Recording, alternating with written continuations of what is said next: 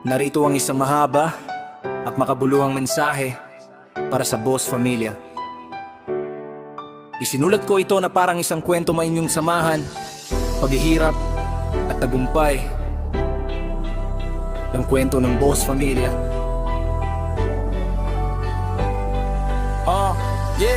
Minsan, akala natin sa buhay puro saya at tagumpay lang ang mararanasan natin. Pero habang tumatagal na realize natin na hindi pala ganoon kadali ang maglagbay sa mundong ito.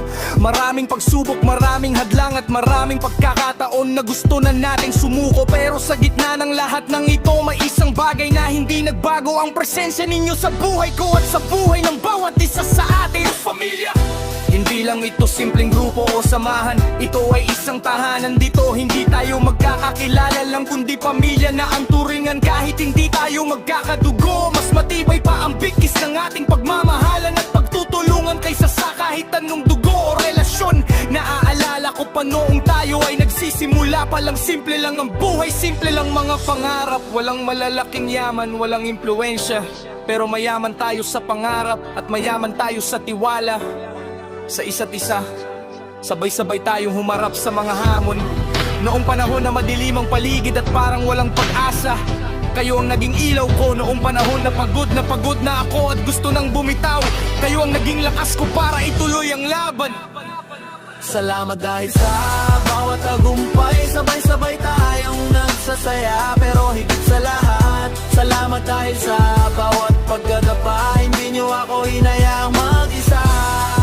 Tinulungan nyo akong bumangon, manatibay nyo ang loob ko at ipinaalala na hindi ako nag-iisa. Yan ang tunay na kahulugan ng pamilya, hindi ka iiwan sa ere. Hindi ka pababayaan at laging nandyan, handang makinig at damayan ka ano man ang mangyari sa mundo ngayon na napakadaling magbago. Ang mga tao na madaling talikuran ka kapag hindi na sila nakikinabang, o kapag mahirap na ang sitwasyon, kayo ang nanatili. Pinatunayan nyo na ang samahan ng Boss Familia ay gawa sa bakal at bato, matibay, hindi kinakalawang at hindi madaling masira.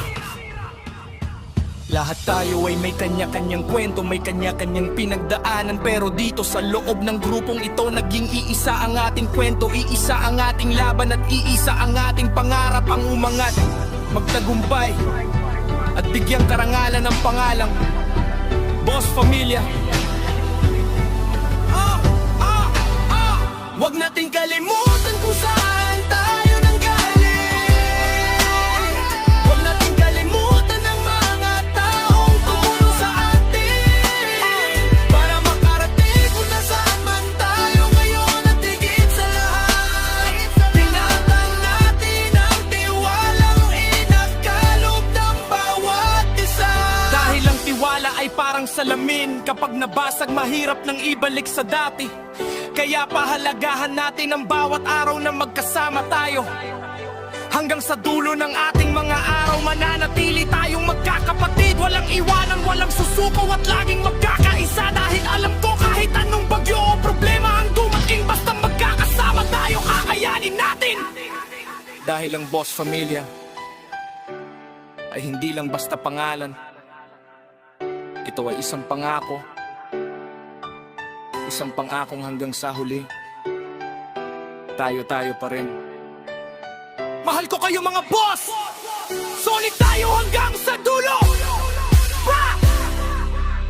Sana magustuhan mo ito.